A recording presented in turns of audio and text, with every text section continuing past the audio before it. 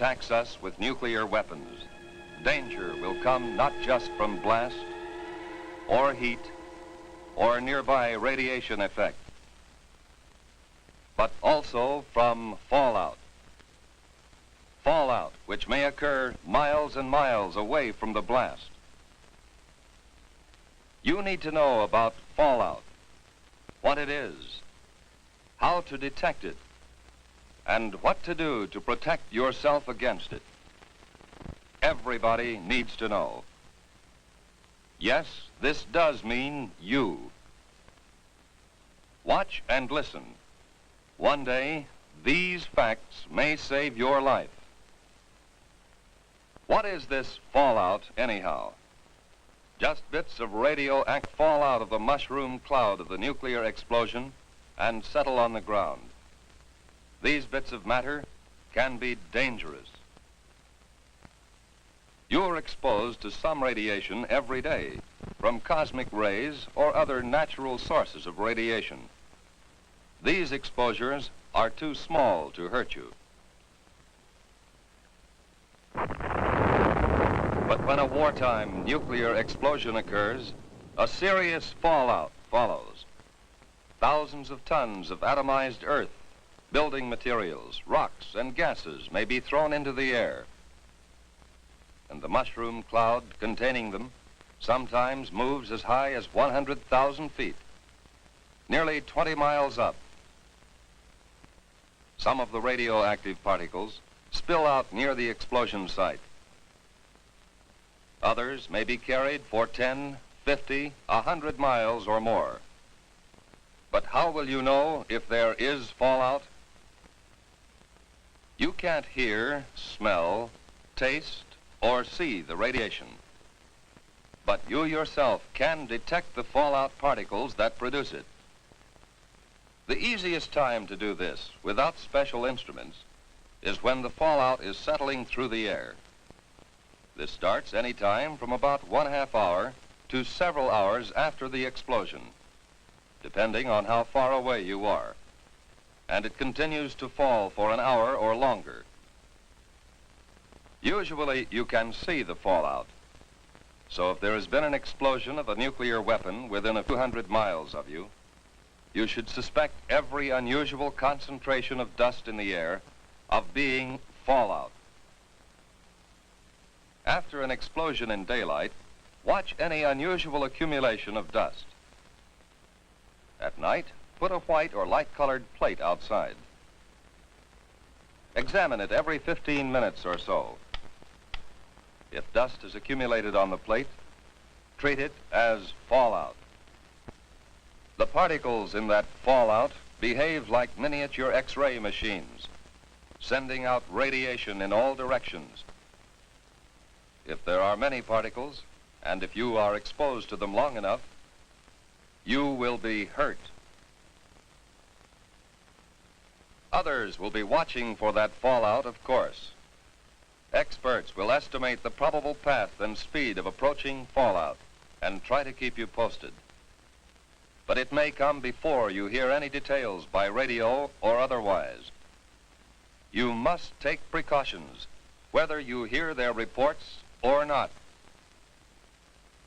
If radio stations are operating, you will hear reports, especially on the Conelrad frequencies 640 or 1240 on your AM dial.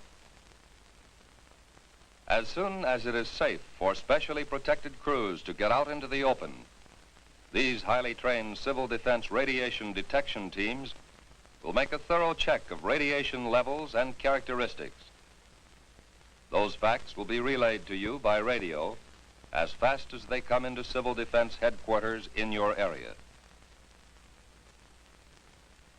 Information from the radiation monitoring teams will be combined and analyzed by experts manning a central radiation control point.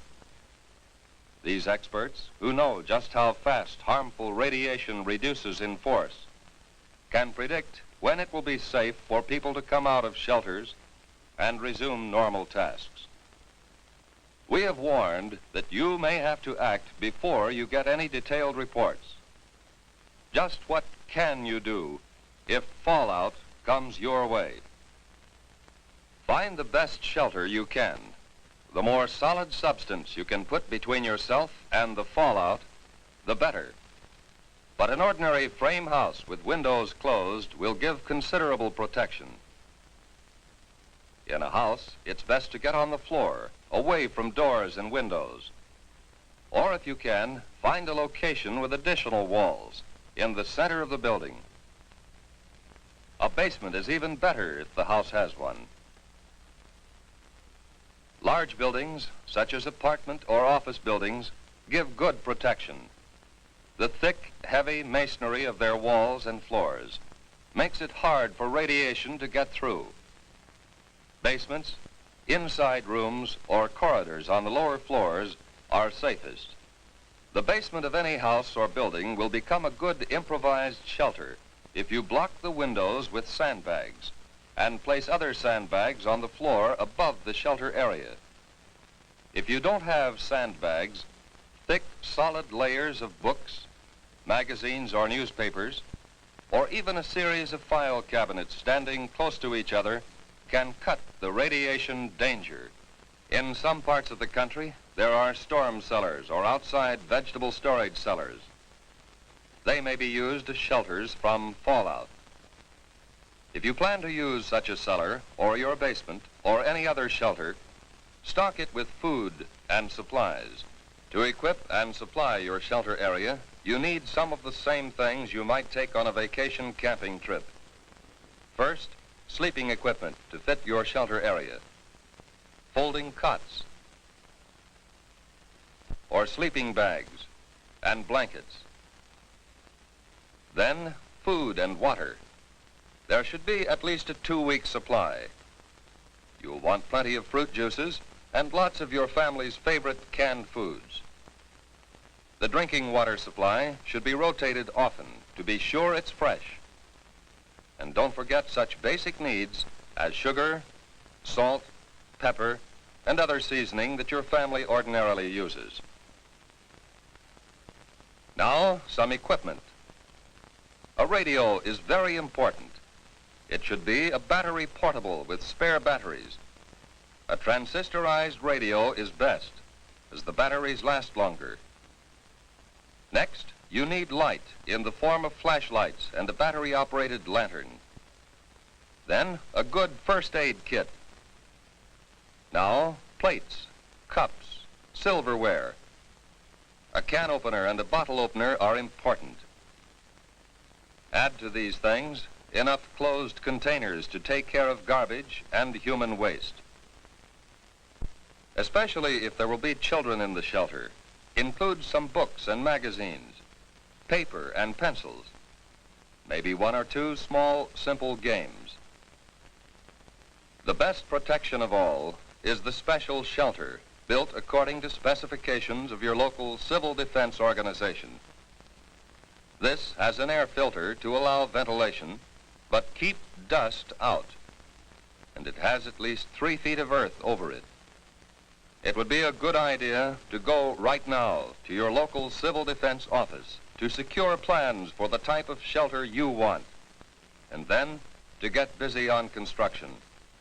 Plans are simple, using standard materials.